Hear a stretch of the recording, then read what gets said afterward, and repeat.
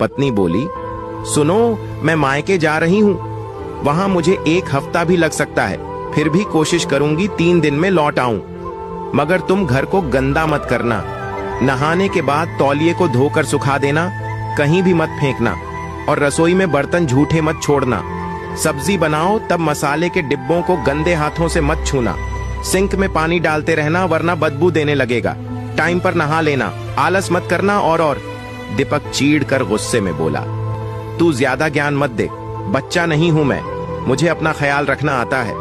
पति के कड़वे शब्द सुनकर भी वह चुप रही, क्योंकि मां ने कहा था कि बिछड़ते वक्त कभी भी झगड़ा नहीं करना चाहिए। इसीलिए वह प्यार से बोली, मैं जानती हूं मेरे बिना आप कुछ भी नहीं कर पाओगे, न टाइम पर खा पाओगे, न टाइम पर नहाओगे, सब कुछ कहकर करवाना पड़ता है, इसलिए अपना ख्याल रखना। उज्जवल फिजूल मत खा लेना। दीपक और भी ज्यादा चिढ़ गया था, बोला, तुमसे शादी हुए 10 साल ही हुए हैं, उससे पहले भी मैं जिंदा था, तुम नहीं थी तब भी मैं नहाता था, खाता पीता भी था।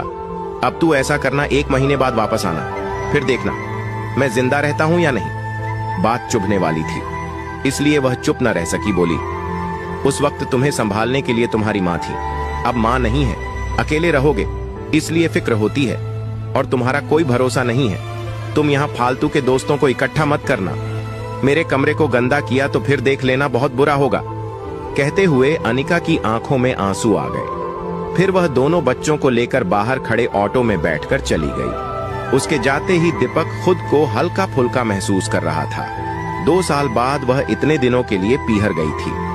पत्नी के जाने के बाद वह ऑफिस चला गया, मगर शाम को छुट्टी होते ही वह दोस्तों के साथ पार्टी करने चला गया। रात को लेट घर आया तब उसके कदम डगमगा रहे थे।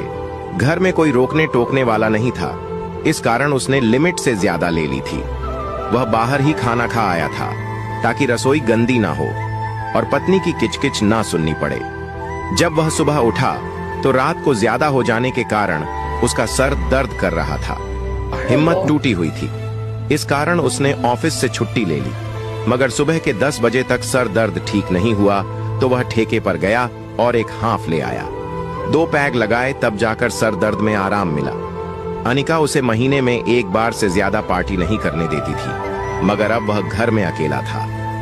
सर दर्द के बहाने 2 पैग लेने के बाद वह दिन में ही शुरू हो गया। भूख लगी तब बाहर से अंडे ले आया, रसोई में जाकर अंडों को उबाला। उस रसोई के जहां अंडे मांस ले जाना सख्त मना था। अगर अनिका घर में होती तो उसकी क्या मजाल थी जो अंडे घर में भी ले आ